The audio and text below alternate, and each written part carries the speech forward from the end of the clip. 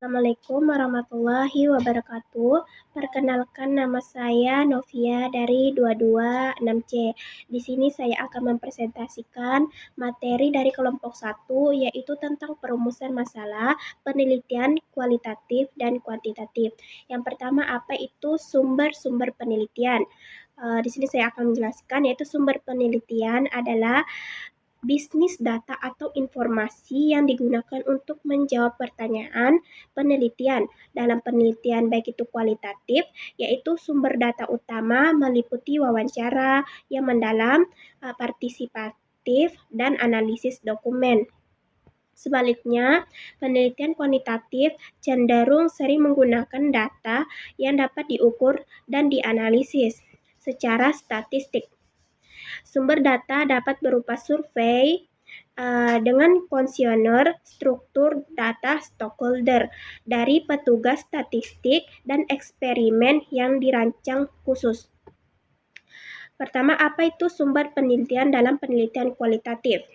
Penelitian kualitatif itu bertujuan untuk memahami fenomena yang mendalam berdasarkan pengamatan, persepsi, dan makna yang diberikan oleh individu atau kelompok.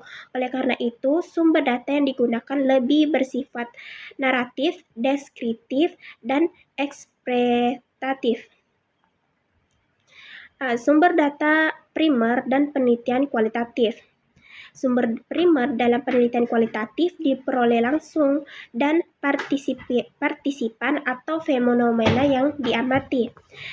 Sumber data stakeholder dalam penelitian kualitatif, yaitu sumber stakeholder adalah data yang sudah tersedia dan dikumpulkan pihak lain. Kemudian, apa itu sumber penelitian dalam penelitian kuantitatif? Penelitian kuantitatif dia berfokus pada pengukuran dan analisis yang hubung antara variabel dan menggunakan data yang menarik statistik. Sumber data primer dalam penelitian kuantitatif, yaitu sumber primer dalam penelitian kuantitatif ini diperoleh langsung melalui metode yang menghasilkan data terukur. Kemudian bersumber data sekunder dan penelitian kuantitatif, yaitu sumber sekunder dalam penelitian kuantitatif berupa data yang dikumpulkan oleh lembaga lain dan dapat digunakan untuk analisis lebih lanjut. Menganalisis masalah penelitian.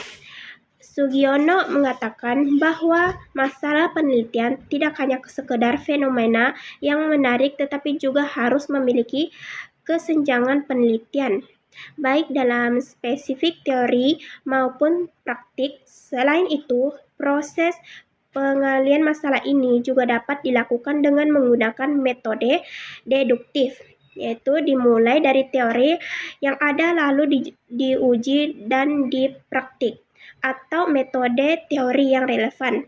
Untuk memperdalam masalah penelitian, penting juga untuk mempertimbangkan variabel yang mempengaruhi serta dampaknya terhadap objek penelitian.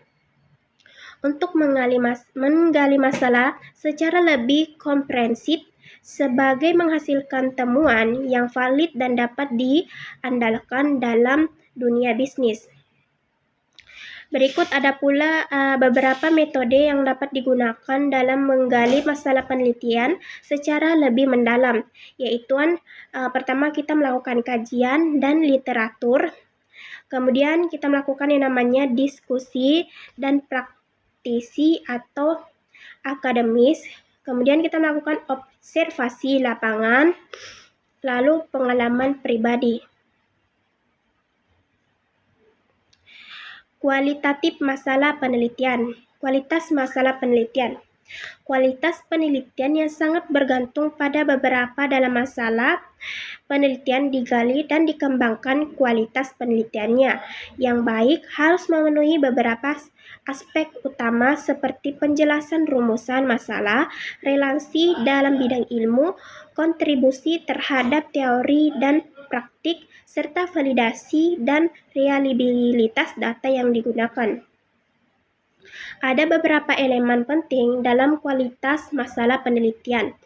Yang pertama itu kita kejelasan dan ketajaman rumusan masalah, kemudian relevansi dan dengan ilmu dan pengetahuan dan praktik, kemudian kedalaman kajian literatur, lalu metode penelitian yang tepat, kemudian validasi dan reliabilitas data, keenam, kontribusi terhadap pembangunan ilmu dan praktik, terakhir orientitas dan kebaruan penelitian. Rumusan dan latar belakangnya. Rumusan latar belakang penelitian merupakan langkah awal yang sangat penting dalam proses penelitian.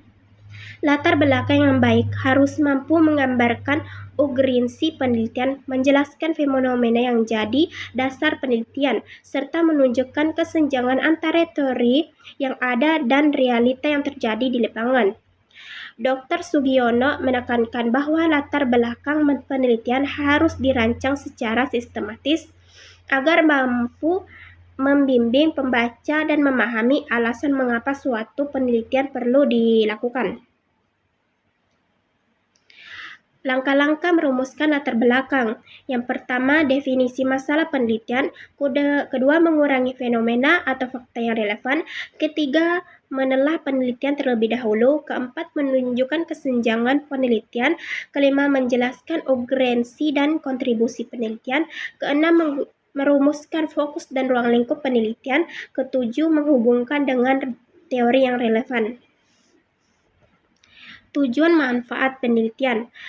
Tujuan dan manfaat penelitian merupakan aspek penting yang harus dirumuskan secara jelas untuk menunjukkan arah penelitian serta kontribusinya bagi ilmu pengetahuan dan praktik bisnis. Tujuan penelitian mengembangkan apa yang dicapai melalui penelitian, sedangkan manfaat penelitian menjelaskan dampak atau kontribusi penelitian berbagai pihak. Tujuan penelitian menurut Sugiono menjelaskan bahwa tujuan penelitian harus dirumuskan secara spesifik dan jelas dan terukur agar penelitian dapat berjalan dengan fokusnya tepat.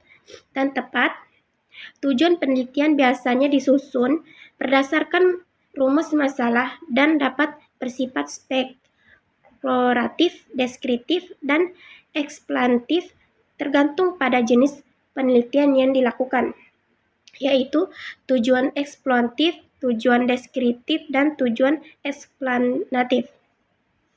Manfaat penelitian. Manfaat penelitian menggambarkan dampak yang dapat diberikan oleh penelitian terhadap berbagai aspek, baik dalam bidang akademik, dunia bisnis maupun kebijakan publik. Sugiono membagi beberapa manfaat penelitian menjadi beberapa kategori. Pertama itu manfaat akademik dan teoretis. Kedua, manfaat praktis dan aplikatif. Ketiga, manfaat bagi yang berbuat kebijakan. Terakhir, manfaat bagi masyarakat. Demikianlah materi yang bisa saya bawakan. Wabillahi taufiq wal hidayah. Wassalamualaikum warahmatullahi wabarakatuh.